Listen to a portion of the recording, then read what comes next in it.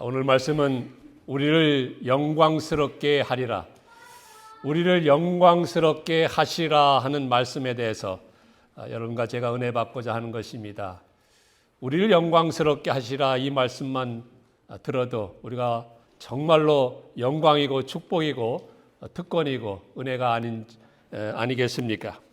우리를 영광스럽게 하시라는 그런 믿음을 가지고 살아가시는 여러분들 되시기를 바랍니다. 19세기 그 후반까지 미국에서 가장 용맹을 떨치던 그 네이티브 인디언 가운데 이 아파치 인디언이 있습니다.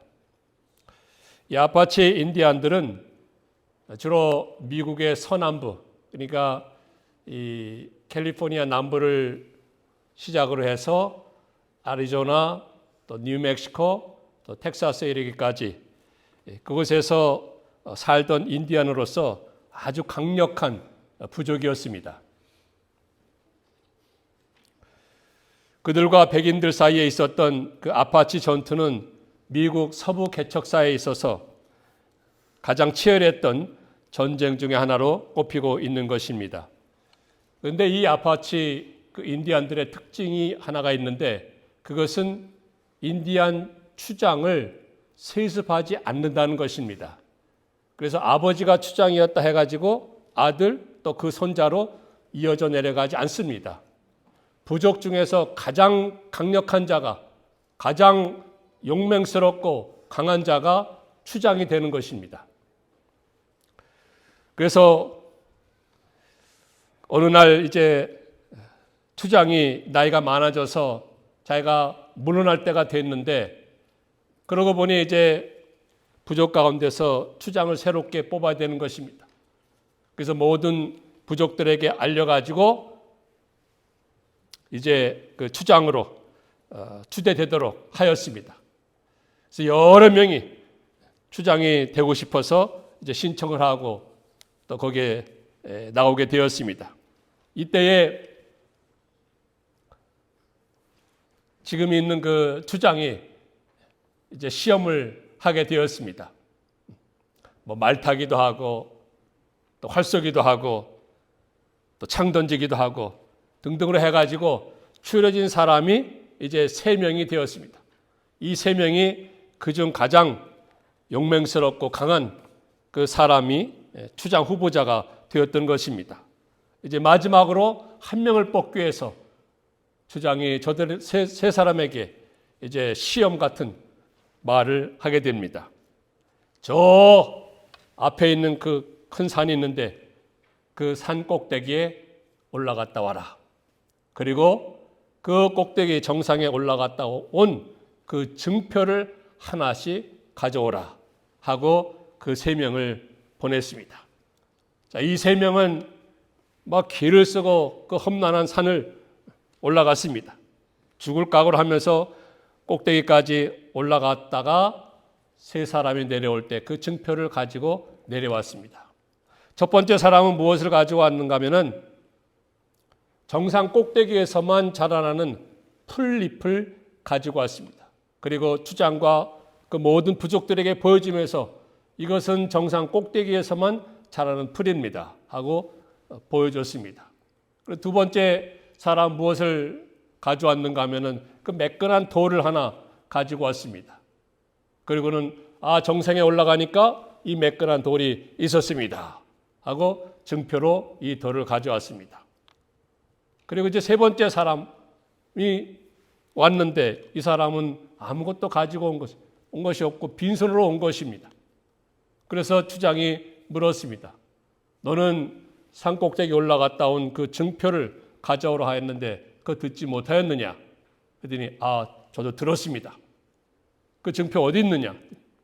그 증표는 다른 것이 아니고 제가 산 꼭대기 정상에 올라가서 보니까 저 건너편 아름다운 마을이 있고 넓은 평화가 있고 들판이 있고 땅은 정말로 비옥한 그런 땅이었습니다.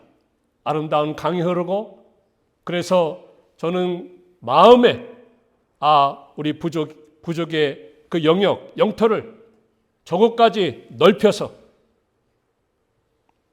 우리 부족을 강하게 만들고 확대하게 만들고 번성하게 해야겠다 하는 그 마음과 소망을 마음에 품고 왔습니다. 이것이 나의 증표입니다. 라고 말을 했다는 것입니다. 추장이 듣고 보니까 과연 이 사람이 추장이 되어야 되겠다 해서 그 마지막 세 번째 사람을 추장으로 추대했다고 하는 것입니다. 왜 그렇겠습니까? 이 사람은 미래를 볼 줄 아는 사람이고 마음의 소망을 품은 사람이었습니다. 소망을 품고 나가는 사람이었기 때문에 이 사람을 추장으로 해야 되겠다 해서 그 사람이 추장으로 된 것 아니겠습니까? 여러분, 이 장래의 소망을 바라보는 사람, 미래를 바라보는 사람, 그 사람은 현재의 어려움이 있고 고난이 있는 것 극복해 나갈 수가 있습니다. 장차 나타날 영광을 마음에 품고 기다리는 사람은 현재의 고난과 어려움을 이겨나갈 수 있는 것입니다. 그래서 사도 바울은 로마서 8장을 계속해서 이어져 가면서 뭐라고 합니까? 장차 우리 같은 사람, 하나님의 자녀인 우리 같은 사람에게 주어질 영광이 얼마나 크고 얼마나 놀랍고 얼마나 확실한 것인지 그 모든 것을 보여주면서 나타내면서 현재 당하는 어려움과 힘든 그 모든 것을 믿음으로 이겨나가라고 독려하고 권면하고 있는 거 아니겠습니까? 장차 우리에게 나타날 그 영광, 그 영화롭게 되는 것, 영광스럽게 되는 것, 그것은 정말로 얼마나 놀랍고 우리 사람의 언어로, 사람의 생각으로 그 모든 것을 다 상상할 수 없고 좋게 비교할 수 없을 정도로 하늘의 별과 같이 영원토록 빛나고 영광스러운 그런 모습이 될 것이고 그러한 축복을 누릴 것인데 그것을 바라보면서 그것을 마음에 품고 살아갈 때 이 세상에서 겪는 그 모든 힘든 상황, 어려운 일들, 또 고난의 삶, 그것을 넉넉히 이겨나가게 된다는 것입니다. 그래서 사도 바울은 오늘 말씀을 기록하면서 맨 마지막에 또한 우리를 영화롭게 하셨느니라 라고 말씀하고 있는 것입니다. 그 모든 것이 다 과거형으로 너무나도 확실한 것이기 때문에 하나님께서 약속한 것이고 하나님께서 정하신 것이고 정하시되 창세전에 그 모든 것을 정하셨기 때문에 장차 우리에게 나타날 그 영광 앞으로 우리가 장차 얻을 것이고 미래에 우리에게 나타날 것이지만 그것을 오늘 현재 또 이미 받은 것으로 확신을 가지고 말씀을 기록하고 있는 것입니다. 그만큼 확실하다는 것이고 그만큼 놀랍다는 것이고 그만큼 하나님께서 반드시 우리에게 이루어 주실 것이라는 것을 말씀해 주고 있는 것입니다. 무엇을요? 우리를 영광스럽게 하시는 것, 우리를 영화롭게 하시는 것. 앞으로 또 장래에 우리가 영광스럽게 되고 이 세상에서는 정말로 상상할 수 없을 정도로 별과 같이 빛나는 그러한 영광과 존귀와 높임을 받을 것인데 그러면 사도 바울은 물론이고 우리 또한 이것을 어떻게 확신할 수 있습니까? 무슨 근거로 또 무슨 이유로 우리가 장차 예수님과 더불어서 예수님과 같이 영광스러운 구원에 참여하고 하나님께서 베풀어 주시는 그 놀라운 축복과 은혜와 그 영화롭게 되는 그 모든 그 구원의 자리에 참여할 수 있는가? 그 구원을 받을 수 있는가? 그것을 무슨 근거로 무슨 이유로 확신할 수 있습니까? 확신하면서 살 수 있습니까? 오늘 몇 가지 이유를 살펴보면서 바로 이렇기 때문에 장차 우리에게 나타날 영광 그것이야말로 찬란하고 영원토록 빛나고 참으로 아름다운 그런 구원의 축복이구나 라는 것을 생각하게 되지 않겠습니까? 이러한 은혜가 있게 되기를 바랍니다. 그럼 과연 무슨 이유와 근거로 인해서 우리가 이것을 확신할 수 있습니까? 그 첫 번째는 우리를 도우시는 성령이 계시기 때문입니다. 우리를 도우시는 성령이 계시기 때문에 장차 우리에게 나타날 그 영광스러운 구원을 확신할 수 있는 것입니다.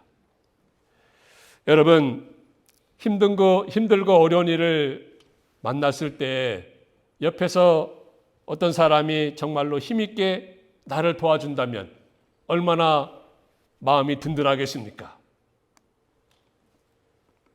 사람이 옆에서 도와준다고 해도 우리의 마음은 든든하게 살아갈 것입니다. 그래, 저 사람이 나를 힘있게 도와주니 참으로 내 마음이 위로가 되고 든든하구나.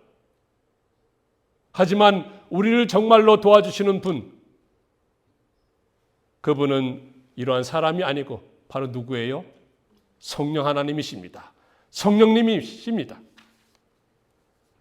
성령 하나님은요, 전능하신 분이십니다.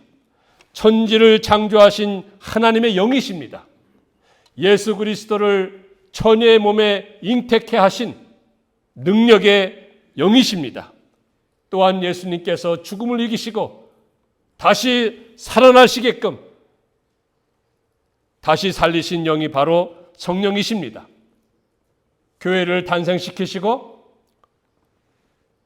교회의 생명을 불어넣으시고 오늘도 교회를 통치해 나가시는 그분이 바로 성령 하나님이십니다. 세상 끝날까지 우리 한 사람 한 사람과 함께 하시는 능력의 영이 바로 성령 하나님. 그분이 우리 옆에서 도와주시기 때문에, 강력하게 도와주시기 때문에 우리는 장차 하나님 나라에서 영광스럽게 영화롭게 될 것을 확신하는 것입니다. 믿으십니까? 그래서 사도 요한은요, 요한복음 14장과 15장에 보면은 바로 이 성령을 보혜사라고 말씀하고 있습니다. 보혜사. 이 보혜사 성령, 보혜사라고 하는 것은 이 원문을 보니까 파라클레토스라고 하는데, 파라클레토스는 문자적으로 무슨 뜻인가 하면은 옆에서 돕기 위하여 부르심 받은 자, 부름 받은 자라는 뜻입니다. 옆에서 돕기 위하여 부름 받은 자. 즉 성령 하나님께서는 우리 옆에서 도와주시기 위해서 계시는 분이라는 것을 말씀해 주고 있습니다. 그것이 곧 보혜사예요. 그래서 성령 하나님은 우리를 돕는 자이십니다. 우리를 위로해 주시는 위로자이십니다. 또 우리를 대신해서 하나님께 기도하시고 간구하시는 대언자이시고 우리를 위하여서 기도하시는 중보자이십니다. 우리를 돕는 자시요, 우리를 위한 중보자시요, 우리를 위로하시는 분이시요, 우리를 위해서 대언해 주시는 분이 바로 성령 하나님이시라는 것입니다.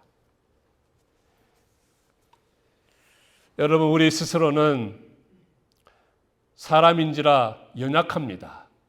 우리는 육신을 가지고 있기 때문에 연약한 것입니다. 그래서 오늘 하루도 하루 살아가는 것도 장담할 수가 없어요. 그리고 내일, 앞으로의 일도 장담하지 못합니다. 그것이 여러분과 저의 연약하기 때문인 것입니다. 또한 너무나도 어리석고 지혜롭지 못하기 때문에 어떻게 하는 것이 또 무엇이 하나님의 뜻인지 하나님의 뜻이 아닌지 또 어떤 것이 하나님이 기뻐하시는 것인지 또 옳은 일인지 잘 분별하지 못할 때가 많이 있습니다. 그러나 전능하신 하나님, 전능하신 성령은 우리의 모든 사정과 형편을 다 보시고 아시는 분이십니다. 그래서 우리의 연약함도 아시고 우리의 어리석고 지혜롭지 못한 것도 아시고 그래서 우리를 위하여서 하나님께 중보자로서 기도하시고 간구하시고 탄식하시까지 하시면서 우리를 위해서 이렇게 도와주시고 위로하시고 대언해 주시고 대신 기도해 주시는 바로 그분이 계시기 때문에 우리는 정말로 장차 영광스럽게 영원롭게 된다는 것입니다. 이러한 성령을 믿으시고 그 성령이 세상 끝날까지 우리 생을 마치는 그 순간까지 내내 우리와 함께 하시는 것입니다. 함께 걸어가시고 함께 동행하시고 곁에서 도와주시고 강력하게 도와주시고 능력을 베풀어 주시고 지혜를 주시고 하나님의 뜻을 분별하게 하시고 믿음을 돈독하게 하시고 또 순종하게 하시고 그 구원의 은총에 감사하게 하시고 그 능력의 성령 하나님께서 우리와 함께 계시기 때문에 우리는 든든한 것입니다. 우리는 든든한 거예요. 그러니 이러한 성령을 믿으시고 장차 나타날 영광을 바라보면서 힘있게 이겨나가시는 여러분들 되시기를 축원합니다. 두 번째로는 어떠한 이유로 우리가 장차 영화롭게 영광스럽게 될 것을 확신한 것입니까? 그것은 모든 것을 합력해서 선을 이루시는 분이 계시기 때문에, 하나님이 계시기 때문에 그렇습니다. 본문 말씀 28절에 있는데요. 여러분, 우리 인생길을 걸어감에 있어서 한 걸음 한 걸음, 한순간 한순간 그 모든 발걸음, 그 모든 발걸음을 인도해 나가시는 분은 하나님이십니다. 그리고 나에게 일어나는 그 모든 일들, 그 모든 발걸음, 그 모든 과정들을 하나님은 합력하여서 마침내 선을 이루시는 분이십니다. 믿으십니까? 왜 나에게 이런 어려움을 겪게 하실까? 왜 나에게 이런 어려움이 닥칠까? 왜 우리 가정에 이런 문제를 만나게 하실까? 왜 나에게 이런 아픈 일을 겪게 하실까? 그렇게 생각될 때도 있지 않겠습니까? 내가 그래도 기도하는데, 내가 기도하는 기도? 하나님의 응답은 언제 이루어지는지 도무지 알 수가 없는 것입니다. 언제 하나님의 응답이 이루어질 것인가? 응답이 나타날 것인가? 나는 그래도 기도하는데, 내가 그래도 오래도록 교회를 다니고 있는데 하나님은 내 기도에 응답하는 것 같지 않다. 이런 생각이 들 때도 있지 않겠습니까? 교회를 안 다니고 믿음으로 살지 않는 저 옆집에 어느 누구는 가만 보니까 건강한 것 같기도 하고 하는 일도 뭐 잘 되는 것 같기도 하고 자녀들도 잘 되는 것 같은데 왜 나에게, 왜 우리 가정에게 이런 어려움을 겪게 하고 힘든 일 만나게 하고 고난을 겪게 할까? 그런 생각이 간혹은 들 때가 있다는 것입니다. 우리가 연약하기 때문에. 하지만 그 모든 과정, 발걸음 하나하나는 하나님께서 인도하심이고 거기에는 반드시 하나님의 손길이 있는 것입니다. 그래서 마침내 하나님은 그 모든 것을 합력하여서 하나님의 선한 뜻을 이루어 가시는 하나님을 믿으시기 바랍니다. 여러분, 우리가 잘 아는 요셉을 보시기 바랍니다. 요셉 형들에 의해서 애굽의 종으로 팔려갑니다. 그가 그렇게 팔려갈 만큼 큰 잘못을 범하지 않았습니다. 하지만 형들에 의해서 먼 애굽 땅으로 종으로 팔려가지 않습니까? 종으로 팔려갑니다. 종으로 팔려가가지고 그 보디발 아내의 모함으로 누명을 써서 억울한 감옥살이를 하게 됩니다. 그리고 그 감옥에서 술 맡은 관원장을 만나게 되는데 그 술 맡은 관원장의 꿈을 해석해 주어서 그가 다시금 복직하게 해줍니다. 도움을 줍니다. 그럼에도 불구하고 그 술 맡은 관원장은 그 모든 것을 다 잊어버리게 되었고 그로 인해서 요셉은 2년간 더 감옥살이에 방치되었습니다. 그러나 이것을 돌이켜 볼 때, 돌아보건대 돌아보니 거기에는 반드시 하나님의 선한 뜻이 있었다는 것입니다. 그 모든 과정 하나하나, 그 발걸음 하나하나가 하나님께서는 요셉을 애굽의 총리로 영광스럽게 하기 위해서, 영화롭게 하기 위해서, 존귀하게 하기 위해서, 높이기 위해서 그 모든 발걸음 하나하나를 인도하셨다는 것을 깨닫게 되는 것입니다. 그래서 그 모든 과정이 그때는 왜 그리하였을까? 왜 나에게 이렇게 힘든 일을 만나게 하실까? 내가 그래도 이렇게까지 잘못한 것은 없는데 종으로 팔려가게 하고 감옥살이 하게 되고 억울한 누명으로 그 모든 과정 하나하나가 바로 거기에는 하나님의 섭리가 있고 인도하심이 있고 이끄심이 있다는 것. 그래서 마침내 하나님의 선한 뜻을 이루는데 그 선한 뜻이 무엇입니까? 영광스럽게 하는 것입니다. 영화롭게 하는 것입니다. 어디 그뿐입니까? 우리가 잘 아는 욥도 있습니다. 욥은 정말로 하나님을 경외한 순전한 믿음을 가지고 있었던 사람이었습니다. 그럼에도 불구하고 어느 날 하루아침에 그가 가지고 있었던 재산이 다 날아갔습니다. 요즘 말로 하면 폭삭 망한 것입니다. 자녀들도 한순간에 다 죽어나갔습니다. 게다가 자기 몸에는 정말로 감당할 수 없는 그런 큰 질병이 생기지 않았습니까? 옆에 있는 그의 아내는 위로하거나 도와주지는 못할 망정 하나님을 욕하고 죽으라고 하는 그런 막말을 해야 됩니다. 그런 가운데 있었던 그 욥, 우리가 생각하기에는 어떻게 해서 그에게 이러한 어려움과 고난이 닥치는 것인가? 하나님은 지금 욥이 당하고 있는 고난 전혀 모르고 계시는 것이 아닌가?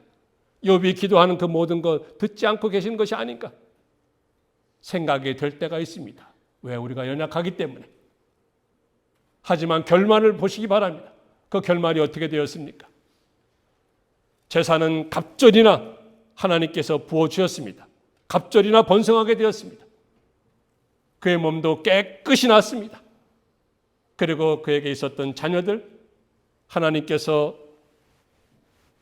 똑같이 하나님께서 그 자녀들을 허락해 주셨는데 그 자녀들은 정말로 동방에 아름답고 훌륭한 그런 자녀들이 더 없을 정도로 그와 같은 자녀를 하나님께서 허락해 주시지 않았습니까? 그 모든 것은 하나님께서 바로 이와 같은 영광스러운 그런 삶이 되게끔 하기 위해서 하나님께서 그의 삶을 한 걸음 한 걸음 이끌어 가셨다는 것입니다. 그러니까 돌아보면은 우리가 깨닫게 되는 것입니다. 그 모든 과정이 그때에는 이해가 되지 않았고 그래서 연약한 우리로서는 원망도 하게 되고 불평도 하게 되었지만 돌이켜보니 거기에는 하나님의 섭리가 있었고 선한 뜻이 있었구나. 그로 인해서 마침내 그 모든 것을 합력해서 선을 이루셨는데 우리로 하여금 영광스럽게 하시는 것이구나. 존귀하게 하시는 것이구나. 우리의 믿음이 자라나게 하시는 것이구나. 라는 것을 깨닫게 되는 것입니다. 여러분, 이민 생활하면서 우리가 매일매일 살아가면서 우리 가정에 또 나에게 안 되는 일이 있습니까? 안 좋은 일이 있습니까? 또 전혀 생각하지 않은 일들이 일어납니까? 어떻게 생각해야 되겠습니까? 거기에는 반드시 하나님의 섭리가 있고 뜻이 있습니다. 하나님께서 그 가운데 우리를 이끌어 가신 것인데 그것은 우리를 장차 영광스럽게 하시고 영화롭게 하시고 우리를 높여주시기 위해서 하나님께서는 잠시 그러한 길을 걸어가도록 하심을 우리는 믿어야 하는 것입니다. 그렇기 때문에 장차 우리가 주님 나라에서 받을 그 영광은 정말로 확실하고 놀랍고 은혜스러운 것이라는 것을 우리가 믿게 되는 것입니다. 이런 은혜가 있게 되기를 간절히 소망합니다. 자, 그리고 세 번째로 우리가 왜 확신할 수 있습니까? 그것은 우리를 영광스럽게 하는 것이 하나님의 뜻이기 때문입니다. 하나님의 뜻이기 때문에 그렇습니다. 우리를 영광스럽게 하는 것은 창세전부터 세워놓으신 하나님의 뜻입니다. 창세전부터 하나님께서 세워놓으신 하나님의 뜻이고 하나님의 섭리인 것입니다. 하나님은 이미 그렇게 하시기로, 그 길로 인도하시기로, 그런 과정을 지나가고 그런 과정을 한 걸음 한 걸음 가도록 하시는 것을 이미 작정하셨습니다. 하나님이 작정하시고 그 길로 이끌어 가시는데, 인도하시는데 누가 감히 막을 수 있겠습니까? 하나님께서 우리 한 사람 한 사람을 영광스럽게 만들기로 이미 작정하시고 그것을 반드시 이루어 가시는데, 그 과정에 있는데 누가 감히 그 길을 막을 수 있겠습니까? 아무도 없습니다. 할 수 없습니다. 전능하신 하나님이, 능력의 하나님이, 주권의 하나님께서 그 길로 이끌어 가시기 때문에 세상의 사람은, 그 세상의 어떤 것은 막을 수가 없는 것입니다. 그래서 우리는 영광스럽게 되기로 이미 작정된 사람들임을 믿으시기 바랍니다. 우리는 이미 영광스럽게 되기로 작정이 된 사람들입니다. 오늘 본문 말씀 29절 30절에 보면은 그 말씀이 나오게 됩니다. 그러면 과연 우리를 영광스럽게 하는 그 과정이 어떤가? 그 단계가 어떤가? 오늘 나오게 되는데요. 거기 29절과 30절의 말씀을 보니까 미리 아신 자들을 또한 그 아들의 형상을 본받게 하기 위하여 미리 정하셨으니, 그리고 30절에 보니까 또 미리 정하신 자들을 부르시고 부르신 그들을 의롭다 하시고 의롭다 하신 그들을 영화롭게 하셨다. 요 5단계가 있습니다. 미리 아셨다고 그랬습니다. 그리고 정하셨다 하였습니다. 그리고 부르셨다 하였습니다. 그리고 의롭다 하셨다 하였습니다. 그리고 영화롭게, 즉 영광스럽게 하였다는 것입니다.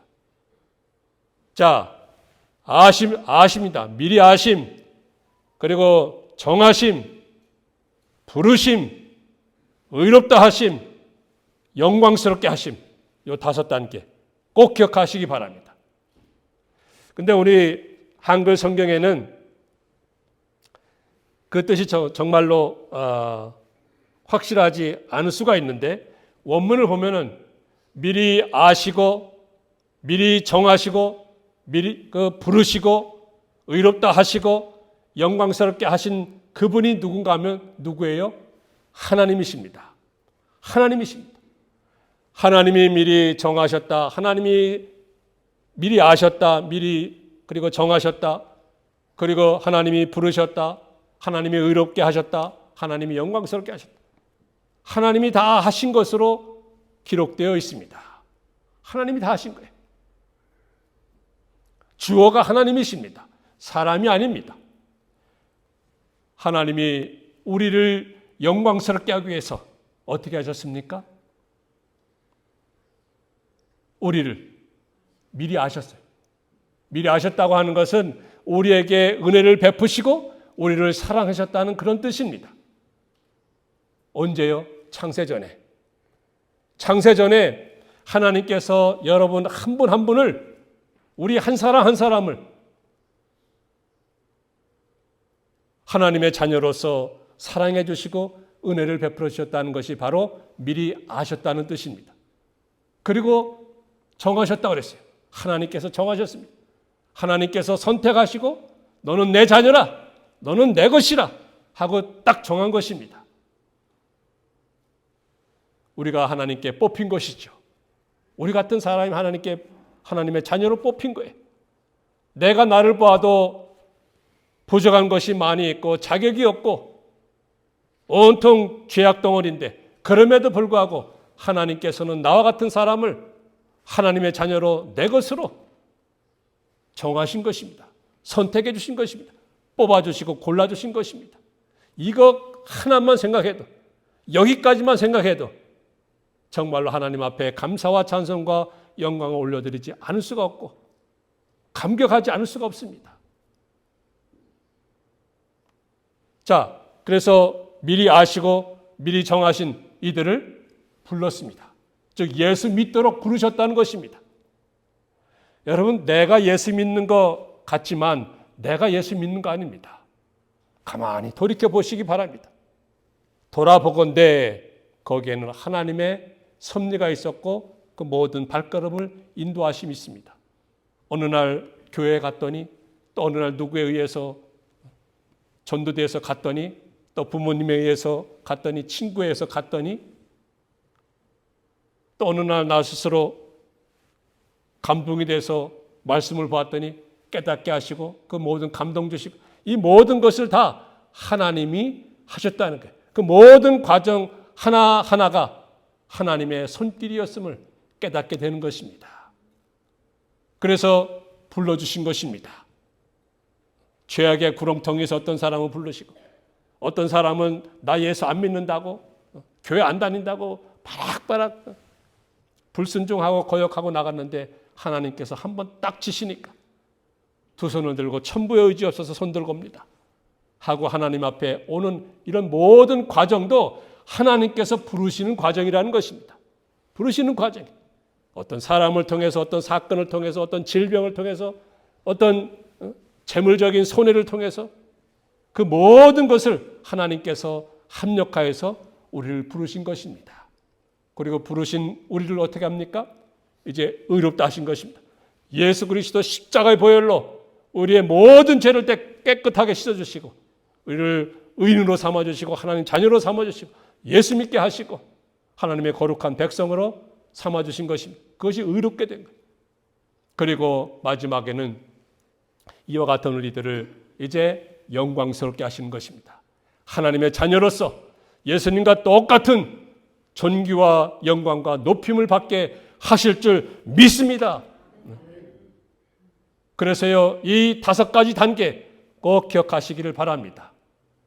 미리 하심, 정하심, 부르심, 의롭다 하심, 영광스럽게 하심, 영화롭게 하심. 시험을 본다면 시험을 보고 싶습니다.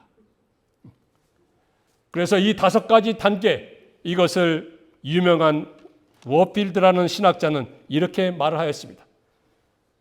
끊어질 수 없는 5개의 고리로 만든 금목걸이 같다 그랬습니다. 끊어질 수 없는 5개의 고리로 만든 금목걸이. 바로 무엇입니까? 미리 하심, 정하심, 그리고 부르심, 의롭다 하심, 영화롭게 하심. 자, 이 모든 것을 다 하나님이 하신 것입니다.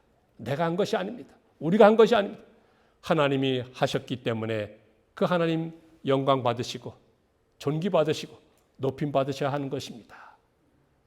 이와 같은 하나님께서 우리와 늘 함께 하시고 우리의 모든 인생의 발걸음을 인도해 나가시고 이끌어 가시니 비록 잠깐 어려움을 당하고 힘든 일을 만난다 할지라도 우리는 무엇을 생각해야 됩니까? 무엇을 확신해야 됩니까? 장차 우리에게 나타날 영광과 이 모든 것은 비교할 수 없도다. 그러므로 우리의 마음에서 우러나오는 감사와 찬송과 영광을 하나님 앞에 올려드리는 그것이 곧 신앙인 것입니다. 이러한 놀라운 감사와 감격과 신앙을 가지고 힘있게 살아가시는 우리 드림 가족들 다 되시기를 주의 이름으로 축원합니다.